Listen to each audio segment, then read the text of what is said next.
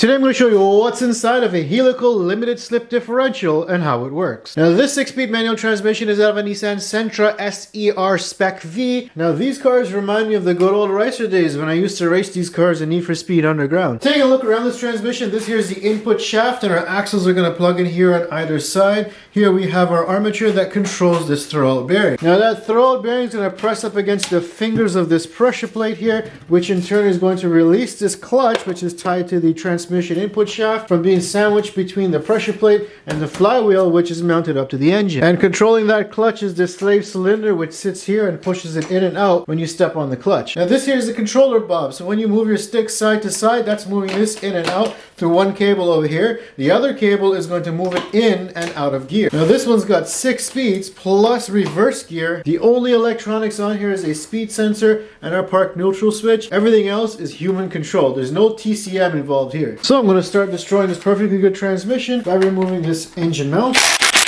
Now with the transmission turned upside down, there's a couple of plugs I need to remove here. Remove this 24mm plug. Get the speed sensor. Let's remove these springs from here. And there's supposedly a check valve in there. One more sensor on this side. See how that works? It's just a limit switch kind of thing. Now let's remove this shifter bob. I'm going to use my transmission splitter tool here. Alrighty, here's the shifter bob. Let's take off this plug. Pretty sure those plugs are disposable. Next up, I'm going to get the transmission casing bolts all off.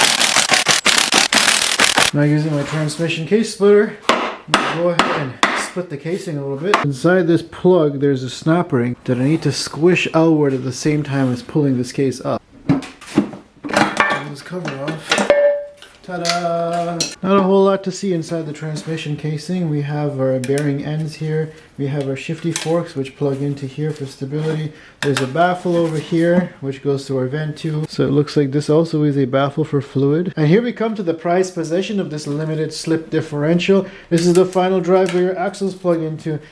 Now before we take a look at how that LSD works, let's take a quick look at how this manual transmission works. We've got our selector bob that's going to be sitting in between here, and you can see there's 4 distinct forks for a possible of 8 different shifter combinations. So just as a reminder, this is our shifter bob, and this is the tooth here that's used to select gears. It's going to sit inside like this. 2 springs over here, and that's where you get that wobble from side to side as this moves from side to side to select which gear you want to go in. And then to actually move the fork up and down, this thing rotates, and as that tooth rotates up and down, it's going to move this fork up and down to engage the synchro. Taking a look at how this works mechanically, you can see we've got our shift collar over here that attaches to our fork. The fork is going to move up and down and engage a synchronizer, which is in between these two, and that's going to take the power coming from the input shaft, which is this one over here, transferring it over to this gear over here, and then out to the final drive at the bottom. So you'll see as I select our first gear ratio down here, that shift collar moved down, that gear is selected. I can then pick it back up and move second gear, third gear over here on this shift collar, fourth gear over here again, fifth gear, and then sixth gear over here. And then finally I have a reverse idler gear, which is going to take the power, and because you've added an extra gear, you've countered the rotation and then bring it over to the final drive over here, and I can engage that like that. Just going to remove these 2 12s here next. That removes this bracket for the reverse. So this is the selector for reverse gear. Okay, I want to remove this clutch fork here. This throwout bearing is crusted. So there is one check valve left over here. Yes, it did. I think the key are these little valves right here, and this one too. Pull it back. Then I'll just take out the check valves. There's 2, and the third one came out as well. I think while this is outside, I have enough space to take this LSD out. And here we have our limited slip differential. This is our big ring gear, which is our input that comes from the transmission, and our output is our axles that plug in on either side. Now this plastic ring is for the speedometer. I'd much rather they use the Hall effect sensor because this looks kind of brittle. Now the limited slip capability is going to transfer torque from one side that might be slipping to the other side, so it can power the vehicle out of a slipping situation, such as if you're taking a power corner or if you're on ice and snow. And for this I got my brother's cotton t-shirt, which is really good at absorbing oil. Got a bunch of 14mm bolts going all the way around, so let's take that off now. Let's pull this apart. There's our ring gear. Don't need that anymore. Bearing looks a little crusty. Just wipe it down. So I see 2 screws, so let's see if that does something. Wow, that's an incredible amount of torque. Alright, let's use an impact driver. I'm probably going to strip this out. Let's see. Let's give it a little love tap. I've never been in one of these before. Ta-da! Alright, so let's pull this thing. Wait, before I do that, let me take my thumbnail shot. Now inside of here you'll see that there's the two side gears, one on this side, one on the opposite side, and those will spline right into the half shaft. If we do this, there we go. Now we got the gears coming out. I think these all have to come together as one piece.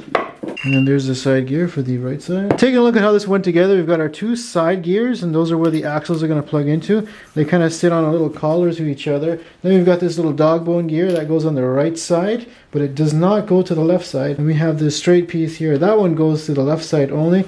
These two mesh together, but these two don't mesh together. Now here I've drawn the left side and the right side gears that go into the axles, and then we've got our little pinion gears. They come out to over here, and the small one comes out to here.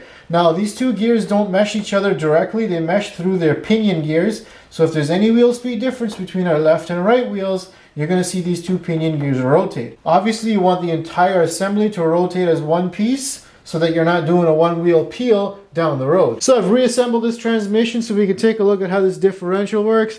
Now we've got our green axle here, which is our left side, and the red one over here, which is our right side. Now as I rotate this, you ideally don't want any slippage between left and right wheels, and the whole thing is going to rotate as one assembly, as you can see here. So I'm going to apply a little bit of pressure to this right side axle so we can see some differential action, and we'll take a look at how these are going to start to rotate as I apply some pressure here.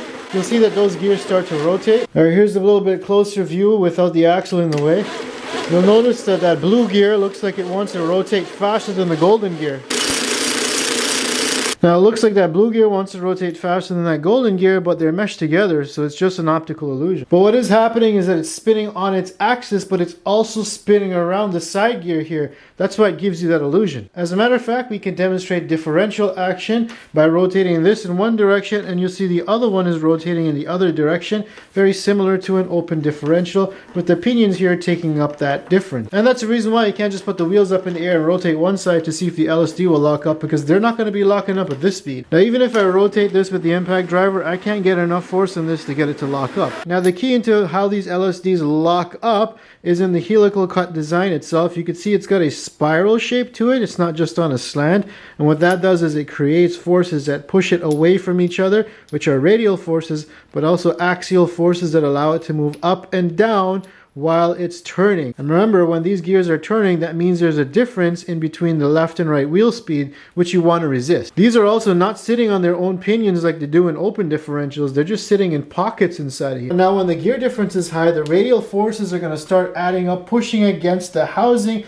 of this differential, creating a lot of friction on these surfaces here, and that's what's going to resist any more differentiation between these gear speeds. Now we also use the axial forces to push up and push down on the face of the differential housing over here. Now because these two gears are linked directly to the left and right axles, anything that resists the motion of these two gears relative to each other is going to resist the differentiation in wheel speed between each other. Now a limited slip differential is only going to limit slip. It's not going to completely lock up because it still has to allow you to go around a corner and have wheel speed differences between the left and right. Now the side gears also have these little washers on them, and if there's a difference in wheel speed between these two, then axial forces are going to be formed, and that's going to allow it to press up against the differential housing over here, contributing to that additional friction that's needed to help this lock up.